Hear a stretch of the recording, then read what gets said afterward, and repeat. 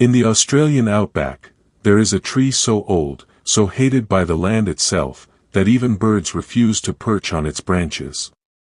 Locals say it doesn't kill. It waits. And in 2008, it swallowed an entire group of students. No bodies were ever found. No blood. No remains. Just backpacks, shoes, and a tree that grew thicker overnight. Before we continue, please like and subscribe to our channel. The bus groaned as it crawled along the red dirt road, heat waves shimmering above the ground like ghosts trying to escape the earth.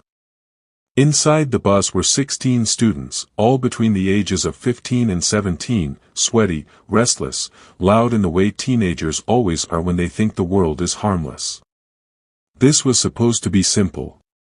A geography field trip. A day excursion into a protected bushland zone just outside Western Australia's Nullarbor region. No one had told them about the tree.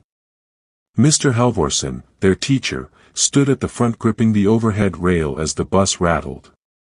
He cleared his throat. "All right, everyone, phones away. We'll be hiking for about 40 minutes once we arrive." Groans filled the bus. A girl near the back laughed. "Sir, what's even out here? It's just dirt and dead plants." Mr. Halvorsen hesitated. "You'll see." The bus stopped beside a rusted metal sign, half buried in sand. The paint was peeling. The words were barely legible. "No entry, restricted land." Someone snorted. "Restricted from what? Kangaroos?" Mr. Halvorsen stepped down first. His boot crunched against something brittle. Bones. Small ones. He froze for half a second, long enough to notice, but short enough to pretend he hadn't. "Stay close," he said. "No wandering." A boy named Ethan whispered to his friend, "That's teacher code for something bad happened here." The wind picked up. And then they smelled it. Not rot. Not death. Something sweet. Sickeningly sweet. Like overripe fruit left in the sun. They saw it after 20 minutes of walking. It didn't belong there. Everything else around them was low, dry, lifeless. But the tree. It was huge. Its trunk was wider than the bus they arrived in. Its bark looked wet, almost breathing. Roots spread across the ground like frozen snakes, some disappearing beneath the soil, others rising above it like ribs. No leaves rustled. Because there were no leaves. Just thick, hanging tendrils swaying slowly, even though the wind had stopped. One student whispered, "Why does it look like that?" Another said, "Why does it smell worse now?" Mr. Halvorsen's face had gone pale. "That's not on the map," he muttered. It happened fast. Too fast for anyone to scream properly. A girl named Lily stepped backward while taking photos. Her heel caught on one of the roots. She laughed. Then the root moved. Not slowly. Not naturally. It wrapped around her ankle. She screamed. The ground beneath her opened. Not split. Opened. Like a mouth. She was dragged down in less than 3 seconds. No blood. No struggle. Just a wet, sucking sound. And then. Nothing. Silence. 16 students. Now 15. Screams erupted. Someone ran. Another tripped. The tree shifted. Roots lifted. The ground pulsed. Mr. Halvorsen shouted, "Back to the bus, now." But the path they came from was gone. The tree's roots had grown across it, blocking it. Thicker. Wetter. Closer. And deep inside the trunk, something thumped. Once. Twice. Like a heartbeat. One boy, Marcus, dropped to his knees. "I can hear her," he whispered. "What?" "I can hear Lily." They all froze. From inside the tree came a sound. Not a scream. Chewing. Slow. Wet. Deliberate. The tendrils twitched. And somewhere inside the bark, a shape pressed outward. Human. By the time rescue teams arrived, there was no bus. No students. And the tree had grown 3 meters taller. Before we continue, please like and subscribe to our channel. Lily didn't die when the tree took her. She woke up screaming. Her throat burned. Her lungs spasmed as if she'd been buried alive, because she had been. But she wasn't in dirt. She was inside something warm. The walls around her flexed, tightening every time she moved. A thick, translucent membrane clung to her skin like mucus. She tried to wipe it off. It stretched. Then snapped back. The air smelled sweet and rotten at the same time, like fruit soaked in blood. Lily gagged. And that's when she realized she wasn't alone. A few feet away, a dim shape shifted. "Lily?" The voice cracked. She recognized it instantly. "Ethan." "Ethan?" she croaked. He crawled toward her through the tunnel, his school uniform soaked and clinging to him. His face was streaked with thick sap-like fluid. Behind him, more voices. Whispers. Crying. 6 students. Not 15. Not even 10. Just 6. The tree had taken the rest. And whatever it did to them, it did it fast. The walls inhaled. Every few seconds, the tunnel expanded, then contracted violently. When it did, a wave of warm air rushed past them, carrying something with it. Memories.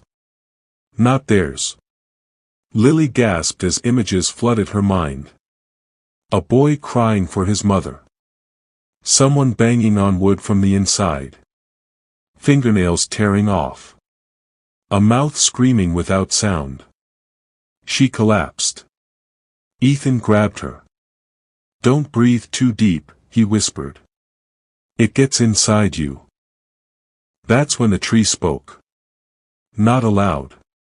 Inside their heads. "You are safe now." The voice was calm. Kind. Maternal. A girl named Hannah sobbed. Is that my mum?" The voice shifted. Now it sounded exactly like Hannah's mother. "Come closer, sweetheart." A passage opened in the wall. Light spilled through. Golden. Warm. Inviting. Hannah stood. No, Lily reached for her. Too late. The moment Hannah stepped inside, the wall closed. There was a crunch. Not loud. Wet. Final. Marcus started laughing. High-pitched. Uncontrolled. "It's eating us," he said. "It's not killing us.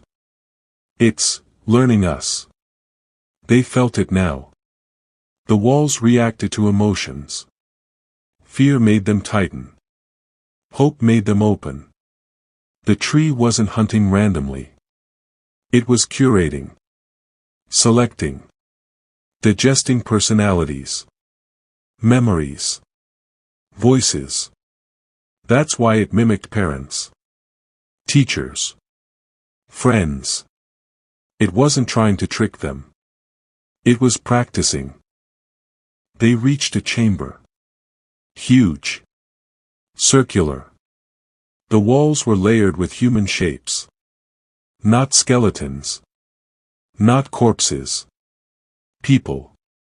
Merged. Half absorbed. Faces frozen mid-expression, screaming, sleeping, begging. Still alive. Their eyes moved. One of them looked directly at Lily. Her mouth opened. No sound came out. But Lily heard her anyway. Don't let it finish you. At the center of the chamber stood the heart. A massive root knot pulsing rhythmically. Every pulse sent waves through the tree. Memories poured into it. Voices echoed out. That's when they heard Mr. Halvorsen. Students, please remain calm. But his voice was wrong. Flat. Looping. Like a recording. The teacher wasn't alive. He was a file. Stored. Marcus stepped forward. I know how to stop it. They turned to him. He was smiling. Too calm. It needs one of us to finish feeding, he said. If it completes a cycle, it goes dormant. Lily shook her head. No. No, we can all. It already chose, Marcus said. The roots wrapped around his legs. He didn't fight. As he was pulled in, the tree spoke again. Thank you. Marcus screamed for exactly 9 seconds. Then the chamber fell silent. The walls stopped pulsing. The breathing slowed. A passage opened. Leading up. 3 students ran. They didn't look back. They burst through the ground near the edge of the bushland, coughing, vomiting sap and blood. The tree behind them stood still. Dormant. Satisfied. Authorities never believed them. They were labeled delusional. Traumatized. Liars. The area was sealed. The tree was burned. Or so they said. Because 6 months later, satellite images showed new growth. And nearby schools reported something strange. Students complaining of dreams. Roots under their beds. A voice whispering. You are safe now. Before we continue, please like and subscribe to our channel. Lily had not dreamed normally since the tree. Every night followed the same pattern. She would be standing in a forest that didn't exist anywhere on Earth. The sky above was wrong, too close, too heavy, like it might collapse if she breathed too deeply. And beneath her feet. Roots. Always roots. They wrapped gently around her ankles, warm and familiar, like hands that already knew her shape. And the voice would come. Soft. Patient. You left too early. She woke up screaming every time. There were only 3 of them. Lily. Ethan. And a boy named Caleb, who barely spoke anymore. They met once a year. Same cafe. Same table. Same silence. None of them talked about the tree directly. They didn't need to. It was in the way Ethan flinched at the smell of sap. In the way Caleb refused to touch wooden furniture.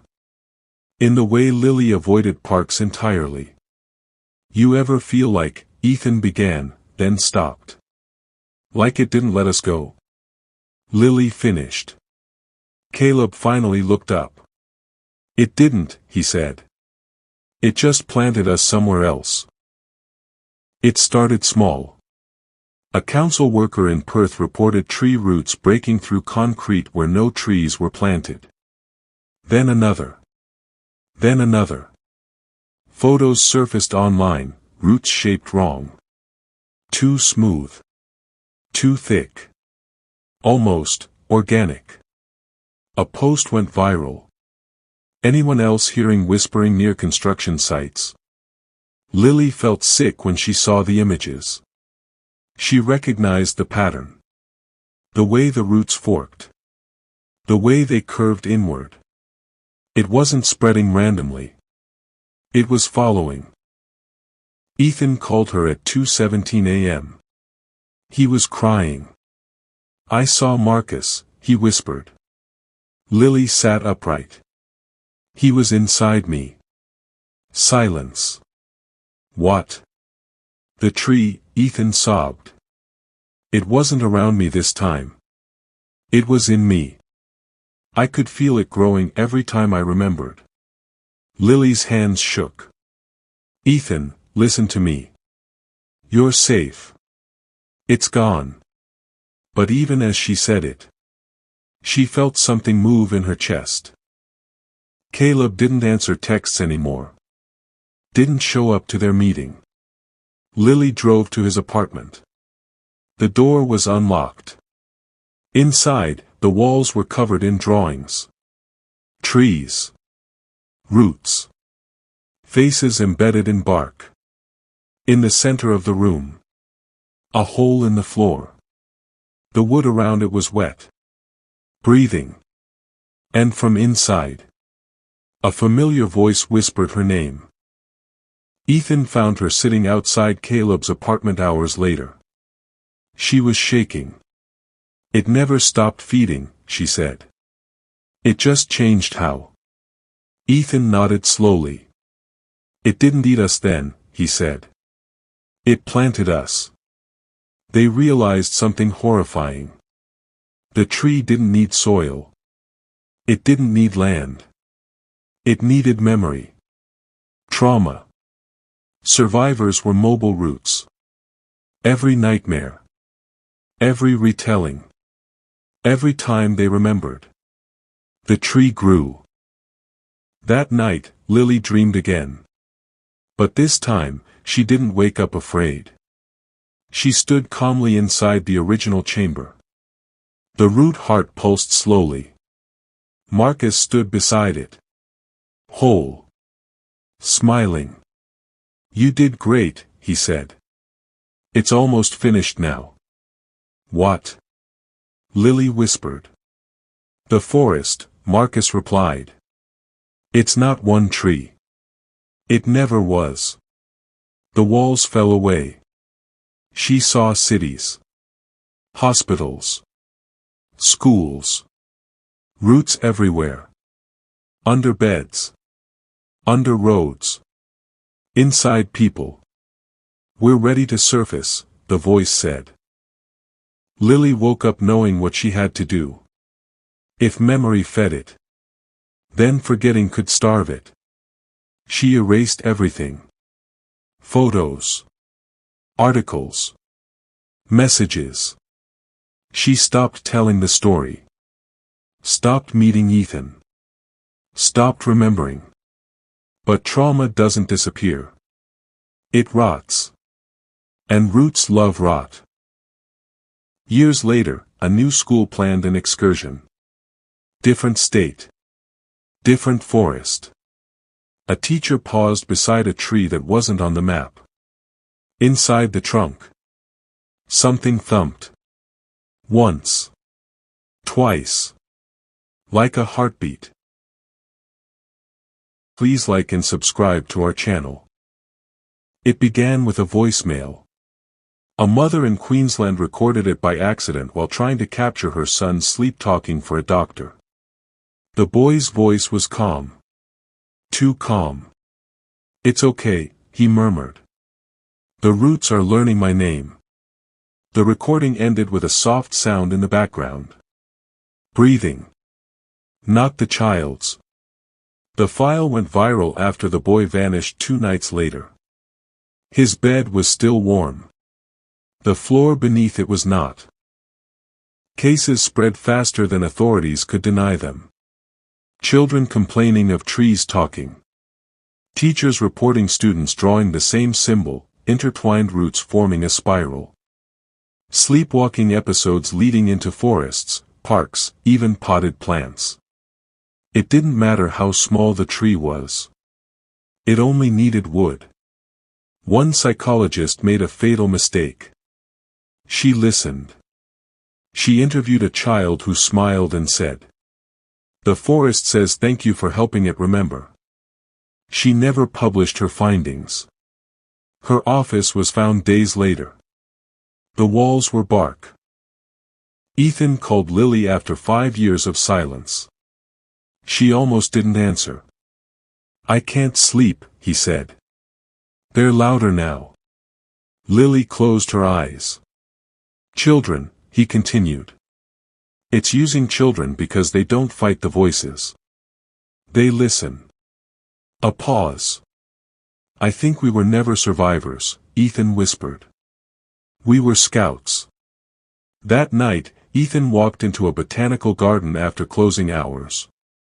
Security footage showed him standing calmly before a fig tree. He placed his hand on the trunk. And smiled. The roots moved first. Something ancient woke up. Not fully. But enough. Geologists reported unexplained underground movement, too organic to be seismic. Forests across continents showed synchronized growth spurts. Trees bending toward population centers. Branches growing inward, toward schools, hospitals, apartment complexes. The forest wasn't expanding. It was reaching. And it remembered Australia. Lily found it in an archive that should not have existed. A colonial journal dated 1897. One entry was marked with a warning symbol carved into the page. "The natives will not speak its name.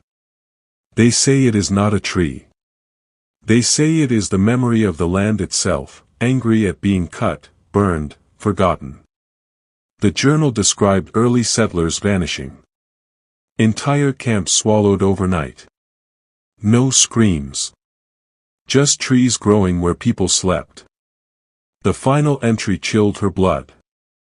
"It learns faster now." The tree was never singular.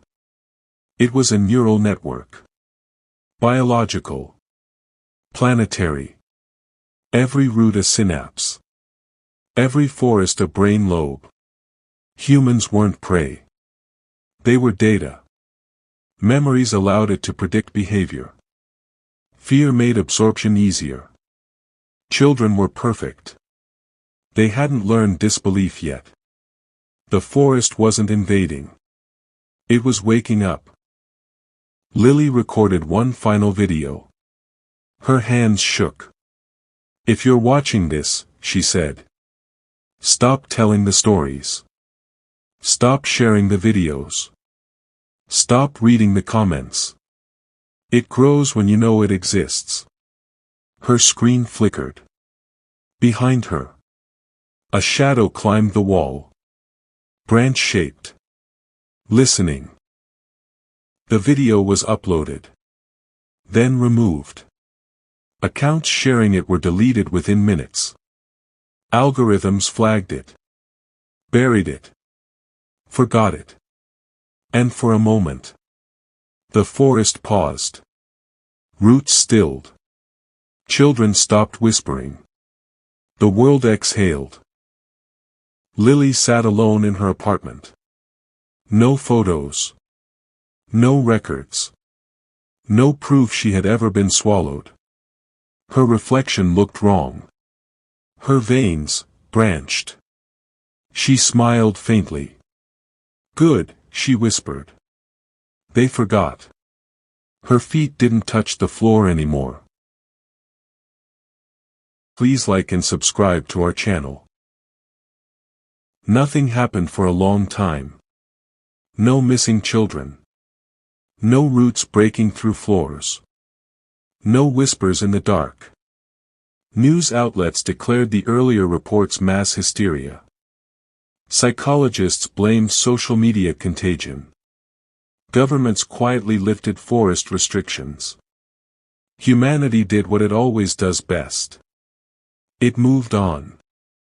And the forest waited. Cities expanded. Concrete swallowed soil. Steel replaced bark. People believed this meant safety. But beneath every foundation, roots learned new paths. They no longer broke through floors. They no longer needed force. They followed plumbing, electrical conduits, fiber optic cables. They learned infrastructure. The forest had adapted to civilization. And civilization welcomed it unknowingly. Doctors noticed something subtle first. Children stopped having nightmares. Then they stopped dreaming altogether. EEG scans showed unfamiliar patterns during sleep, slow, rhythmic pulses identical across continents. Parents thought it was good. No bad dreams, they said. They sleep so peacefully.